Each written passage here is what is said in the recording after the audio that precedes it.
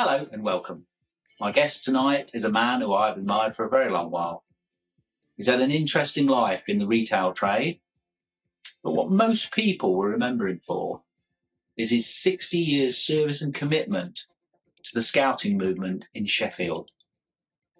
He has been a leader and a role model for over 500 boys growing up in the Sheffield area.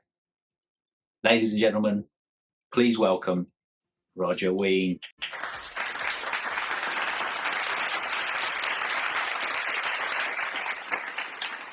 Tell us, Rog, tell us a little bit about your childhood and what it was like growing up in the 1930s in Sheffield. Okay.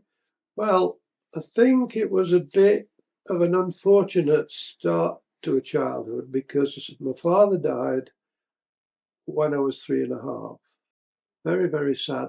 My mother coming over, she got my brother, and also the big thing about it was she got my sister, who now would be called learning difficulties, but we called it mentally handicapped. And she was very mentally handicapped.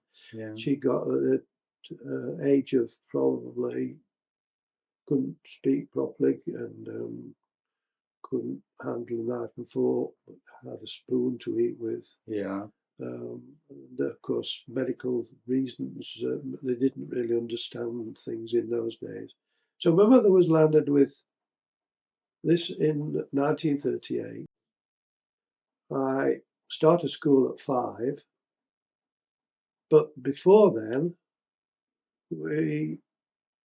before I started, the war started. And so the war was on when I went down to this little school about a mile away from where we were living. It was a very good little school. It taught the basics extremely well. But it was a very worrying time, and I don't think I was too good at that time, not behaviour, but I don't think I was too good because I think that the war, things like the sirens, it was very upsetting, really. You didn't really know whether the Germans were coming over. And every so often, you would have the sirens going, and then you had to go to an air raid shelter. Well, in the night, the sirens would often go, and then you would troop out in your pyjamas and your dressing gown, because boys and children have dressing gowns in those days, don't supposed to have them now. And you trooped up the road, and at the top of the road, there was a big house with a swimming pool that had been converted into an air raid shelter. And so we'd take blankets and things and sleep the rest of the night until the all clear siren went, and then you could go back home. So you had quite a few nights that were disturbed, and I think this upset me because I suffered very badly with eczema as a child, and also I had nightmares. And nightmares you don't hear much about with children now. They were dreadful, and they were draining, and they were awful, and you had to go to school the following day after a very disturbed night sometimes. So, and I also wet my bed much later than I should have done for a child. So there was that happening. The war was a bit upsetting. Yeah. School was all right. The only thing that really disgusted me about the school, as I recall, was the fact that the teacher decided that playing football in the yard was not allowed anymore for some reason. We used to play football always with a tennis ball in those days because the Friday ball hadn't been invented by then. And also what hadn't been invented was, of course, the barrow. The barrow wasn't invented till about 1945. It seems daft. So you had these inkwells. Inkwell, fountain pen. Not a fountain pen, Just a quill type pen with us. Not a feather quill, but it got a nib on the end of it. And of course, you got into trouble for mucking about with blotting paper and this ink. It was terrific fun being a kid in those days. It really was. Tell me about that, because that's really interesting. Oh, yeah. Well, I mean, you played cricket on the road. There wasn't much traffic on the road where we lived. There wasn't much traffic on many of the roads. And we had a cricket set on the road and left it there, not overnight, but we left it there. And we annoyed the neighbours like hell because the cricket ball kept going over, the tennis ball kept going over into their gardens, and sometimes they wouldn't make you wait to get the ball back. You'd only got one ball, and it was awful. Where was that? Where were you? This was where we were at Barnet Road. Then. Barnet Road, yeah. Right. Because you talked to me earlier about your friend Roger Allen and your escapades and the firing range. Yeah, we weren't very well behaved boys. Roger Allen was a year older than me, and we got up to an awful lot of mischief. Besides the playing cricket on the road and annoying the neighbours, we had some next door neighbours. And we had apples in our garden, a very small garden. We got apples, but theirs weren't as nice as these people called Gibson, who lived next door. Now, the Gibsons, we didn't like them at all, because at Christmas, we were given, I don't know which one of us was given it, but we had given a football, and the football was amazing to have a football. And because toys weren't around much in the war, we got this football, and Boxing Day, it kicked over into their wall. And we went round and we never found that ball in their garden. So we didn't like them. They pinched that ball, and that happened again about 2 years later. Mm. And so we hated the Gibsons, and their apples were absolutely gorgeous. Now, one day we decided, Roger Allen and I, that we would we would go over into their garden, and we watched Mr. Gibson go to work, and we knew that Mrs. Gibson had gone shopping. Coast was clear. The coast was clear, so we decided that we'd go. We got jerkins on, because that's what you wore, short trousers, jerkins. And they got a high gate, probably 8 foot. We got over that dead easy.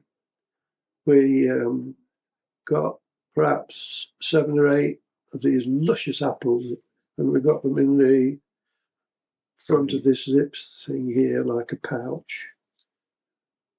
And we were clambering back over, and Mr. Gibson had reasoned what we were up to and come back. Instead of, we'd not noticed, and grabbed us. Oh, yeah. It was awful.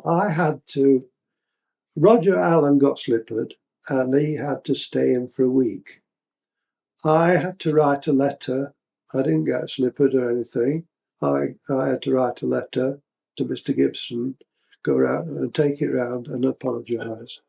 And I had to stop him for a couple of days, and then my mother forgot about it. The worst thing of all that we did was there was no fireworks, and we decided that we would have a look at the firing range, which was at Burbage, and Burbage was about 2 miles high up on the moors beyond Ringinglow.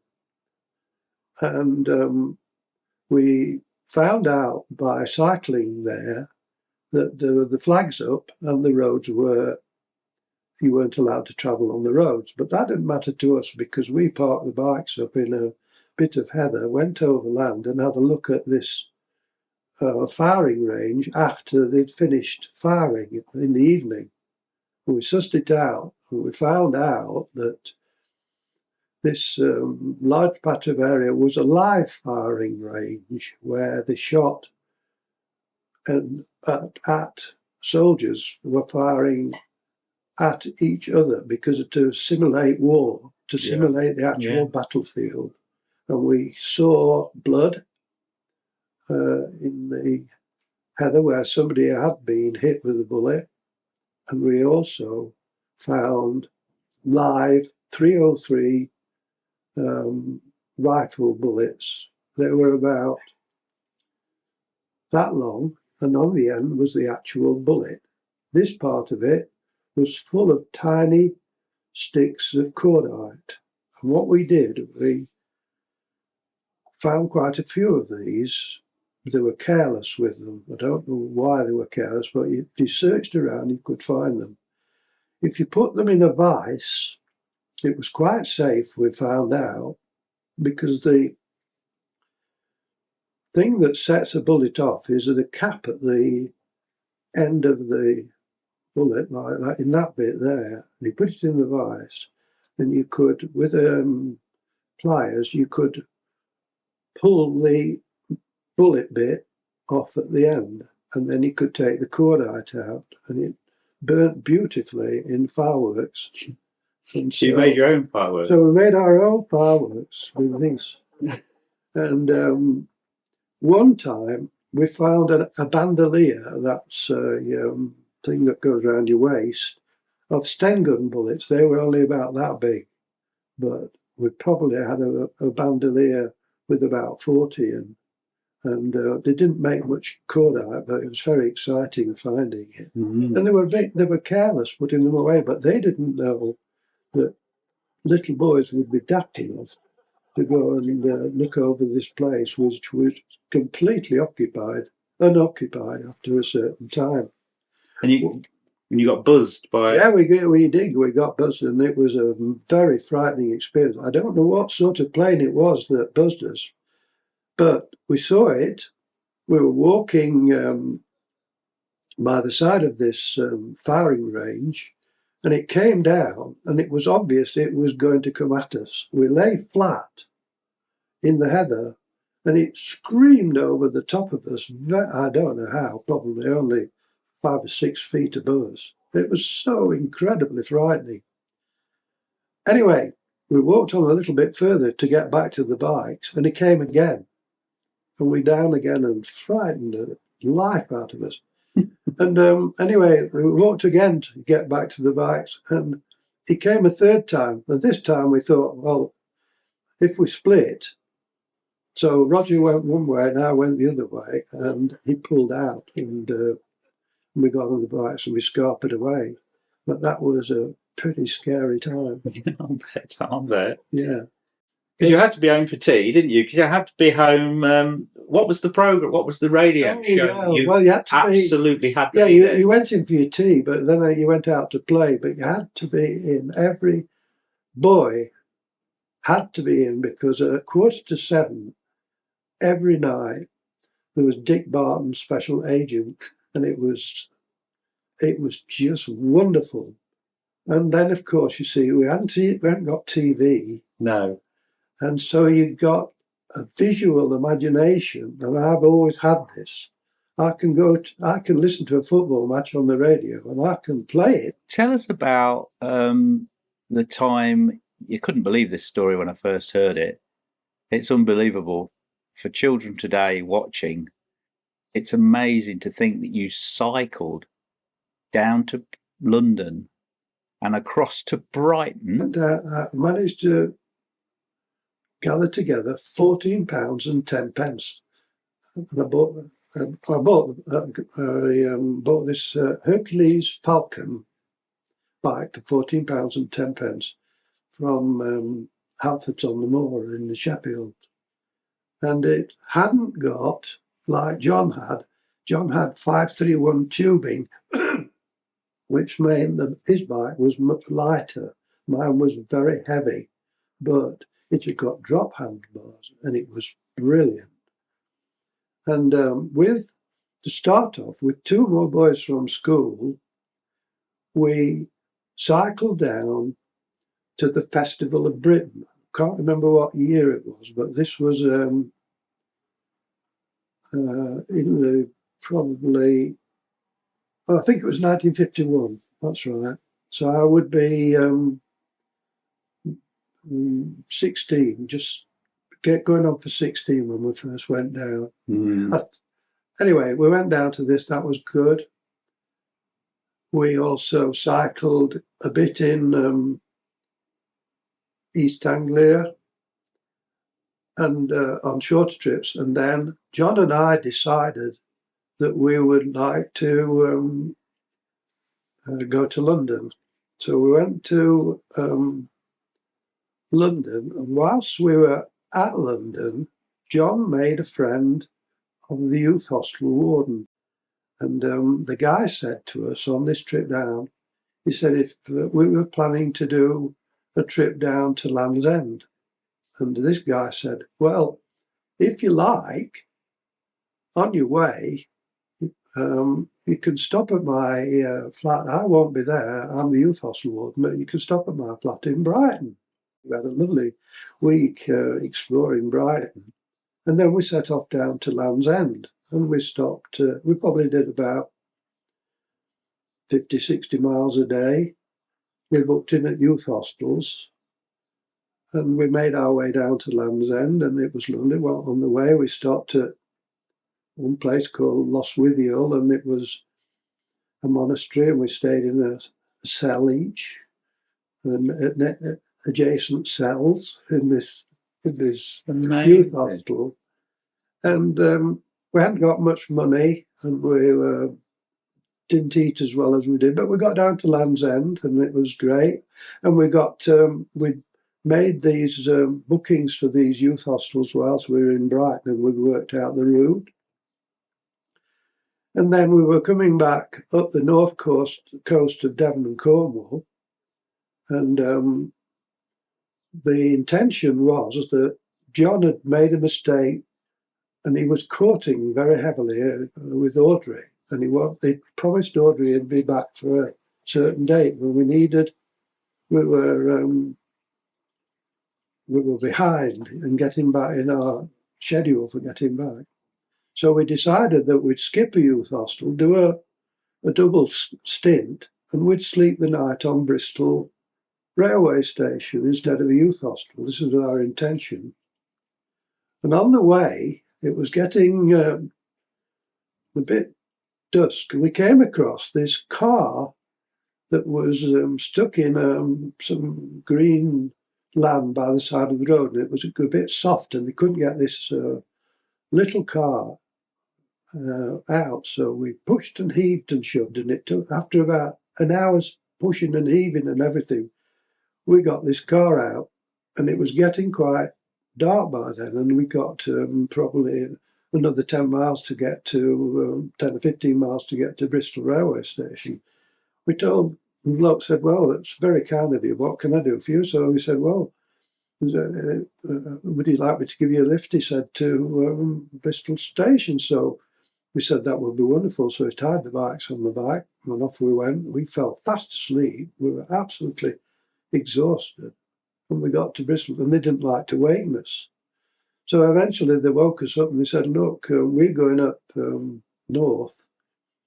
Can we take you? So we said, yeah, we just slept, and they dropped us off. We weren't very far from Sheffield then, probably somewhere like Derby or something like that.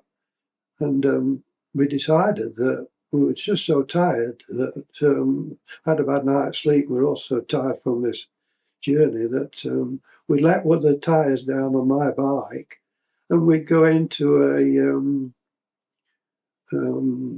what did we say? There were Transport cafe, yeah, where there was lorries. Lorries. So we said, look, we said, I think I stood up and I said, I wonder if anybody can help us, please. We've got one of the bikes has gone wrong. We want to get to Sheffield, and wonder if anybody could give us a lift, you see. And this one bloke put his hand up and said, yeah, I'll take you. And so we sat in the back of this lorry, and the sides were about that high, and the bikes were there. And he dropped us off and said, I hope you get back all right, lads. I'm not going to Sheffield, but we weren't very far away.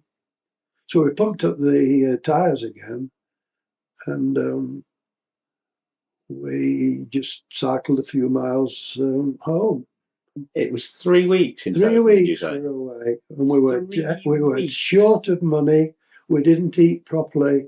We couldn't afford a lot of the time the meal in the youth hostel because they were a bit more expensive than we wanted to pay. They were very cheap still, but they were more than we wanted to pay.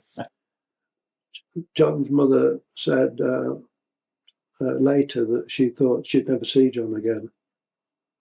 Well, I don't think many parents of 15 and 16-year-olds would expect their child to cycle to London, Brighton, Land's End, Bristol, and stay away 3 weeks on their own. It was crazy, but no mobile phone. But you see, but the roads weren't so bad. You see, cars didn't pass you like they were now. There were motorways in those days. But and what happened to the bike? What did you keep the bike? Oh yeah. The £14 bike. Yeah, it was the pride of my life. The bike. It was the best thing I'd ever had because money was really tight in those days. They were very important for a child to have a bike. It was massively important. It was the form of transport. You see, it was because you'd go searching for.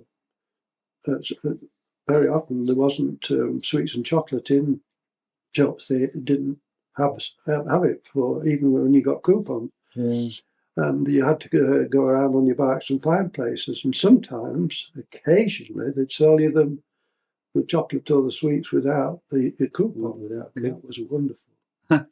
So going back to school then, were you very good at school? Did you like school? No, I wasn't very good at all. I was a typical naughty boy, I think. I went at 8, I passed the exam to go to King Edward's, which was the best school in Sheffield. Richard was already there. How old is Richard? How old is Richard? When I went there, I was 8, so Richard would be 13 perhaps, going on 13. And I went to the junior school. The junior school had got, I would imagine, about 200. And the main spare time occupation at school was playing football with a tennis ball. If somebody had got a tennis ball, sometimes loads and loads of kids were waiting for a boy to arrive with a tennis ball because he wouldn't leave it with anybody. He kept it with him. I can remember Richard had mice. And I remember taking a mouse to school, and I kept it in my trouser pocket and showed it off to kids. And we played, in season, we played conkers. And conkers became dozens of kids playing conkers. Yeah. And teachers would get sick of it and confiscate them. Yeah. And you had a 1er or a 2er. You got a 50er. 50er. 50 would be very unusual. Yeah, well, if you're 20, beat up a 25, then you became a 45. Yes, so that was it. Yeah. And and they pick all sorts of baking them in the oven. Oh yeah, and soaking them in vinegar and all sorts of things. It was to cheat. Amazing, these conker fights. Yeah, we got into trouble at school, and we were controlled by punishments of lines. You probably get 100 lines would be probably at the normal average. Then you got detentions, and then if for some reason you'd been particularly bad, you were sent along to the headmaster's room, and you joined a short queue of boys waiting to be slippered. So you'd go in, and then you get slippered, and people would probably think it's absolutely barbaric now. Yeah, and you had the flushing heads down the toilet ceremony for newcomers? Yes, that happened yes, to you? that was fairly normal. I would imagine in most schools it was a rite of passage. I remember. And they look forward to it, the boys in the year above, that they could do it to the new intake. It was pretty horrible because the toilets weren't all that clean. And they'd hold your feet in the air. Oh, and it was sort of organised bullying. And then a master would come in and play hell with them for doing it. But they knew it was happening. And Beaumont, who was about 14, filled a new kid's Wellingtons with snow and put them by the radiator. When he came to put them out, it was just a stream of water. Well, of course, he told his mother, and his mother came down to school and played bloody hell with the headmaster. And Beaumont was off school the following day with a cold. And it was announced that Beaumont would be caned in front of the boys and the girls. It was a mixed school, and it was lovely for meeting up with girls as well. That was a lovely part of the school. But anyway, it was going to be caned in front of the school. And we would all have to watch this at assembly the following morning. Well, Beaumont had got a cold and didn't turn up. But when he did turn up, the teacher in charge of the girls marched the girls out of the school. And this kid, Beaumont, I think he'd padded his breeches because he bent over and he caned him 6 times and he was quite prepared to carry on. But Beaumont just stood up, said, "That's enough," and marched off. And he didn't do anything about it. But we all the boys had to be in the assembly and watch this. Wow. And I mean, it wouldn't. You'd go to court for doing something like that now, wouldn't you? You would. And that would be. if you got caned or slippered now, if you were a kid, you'd probably have to have counselling, wouldn't you, when you think about it? Another thing that was a lovely happening at school was that on a wet day, you couldn't play out in the playground, and the teachers wanted a bit of time off. So the teachers all retired to the master's common room, and I don't know who thought of this, but you divided into either Wednesdayites or Unitedites. And the idea was that you had war in all the in a certain number of classrooms and in the corridors and probably in the gym as well. You had this war, massive number of kids. And you could wrestle, and you couldn't punch, but you could wrestle, and you weren't allowed to really do much damage. But you had a great fight for about, and this happened on wet days, and it was brilliant to have a big scrap up. So that was so something that I really enjoyed about it. Just in case anybody's watching, Wednesdayites are Sheffield Wednesday, and Unitedites are Sheffield United. And most boys supported one or other. In those days, they didn't support Manchester United and all the really good teams like that happens now. They supported just Wednesday. Your local United. Team, really. Yeah. And you supported Sheffield Wednesday for how many years now? Well, I first went to my first match about the age of about 9, and now so that takes me 75 years, 77 years, something like that. Wow. Yeah. And how are they doing? How is Sheffield Wednesday doing? Oh, they've had it's been a thick and thin love affair, but it's mainly been thin. There's been a few joyful times when we've been down to the cup final and semi-finals and things like that, but not very often. I was good at cricket, and I played for the junior school cricket first 11, and we were a pretty successful team that year. So you best at batting, bowling? Both. You were pretty not best, but I was an all-rounder. Yeah. What position would you normally bat in? What number?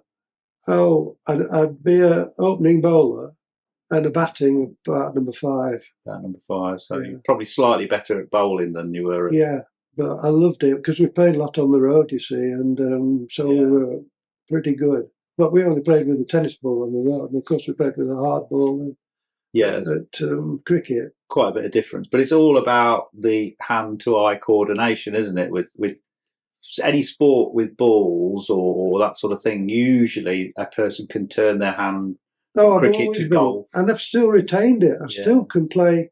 Even now, I can play table tennis to quite a good standard, even though I can't move around very well. It's amazing how, you can't keep this ball-to-eye coordination. Yeah, and well, I mean, there's golf that you played, isn't there? Yeah. And you played football till what age? I'm 37. 37 years old. Yeah. That's quite an age for well, it got a bit ridiculous because the kid that probably played I always played left back. I could always get in a team with playing on the left because lots of people couldn't use the left foot. Yeah.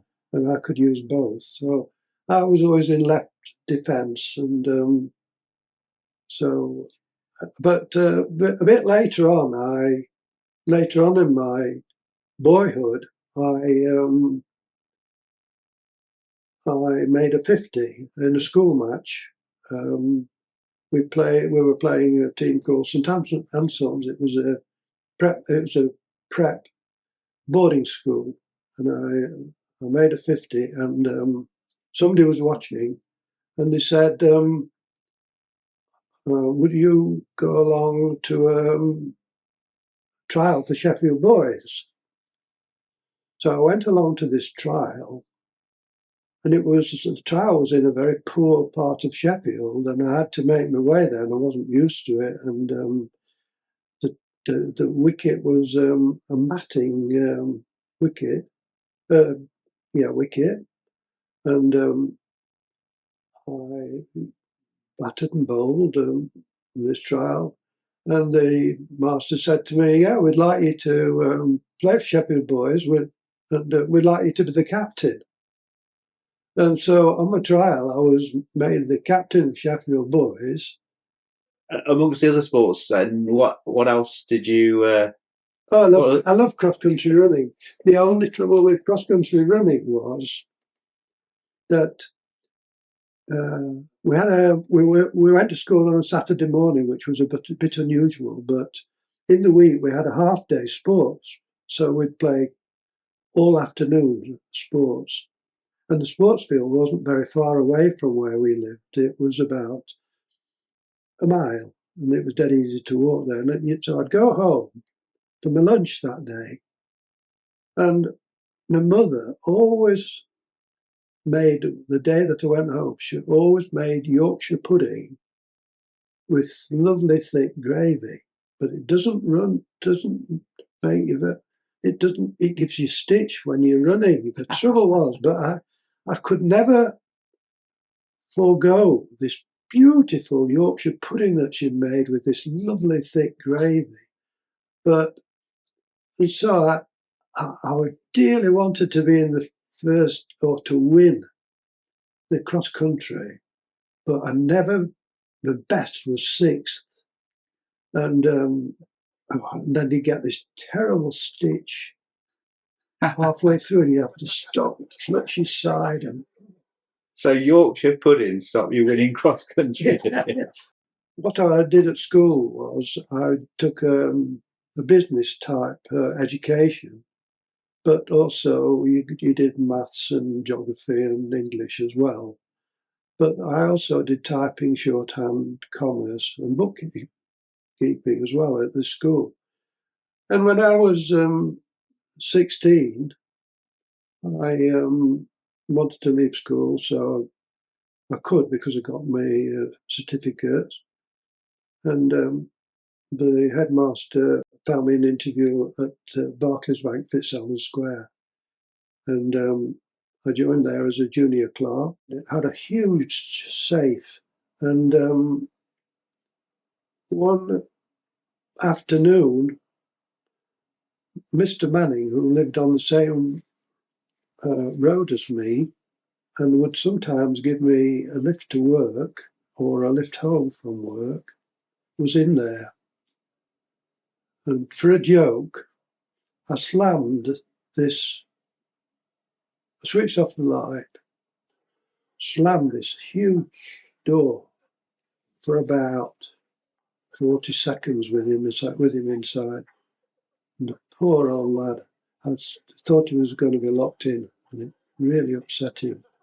I had to go and see the manager. Got a terrible, terrible telling off and a warning, and he never gave me another lift home.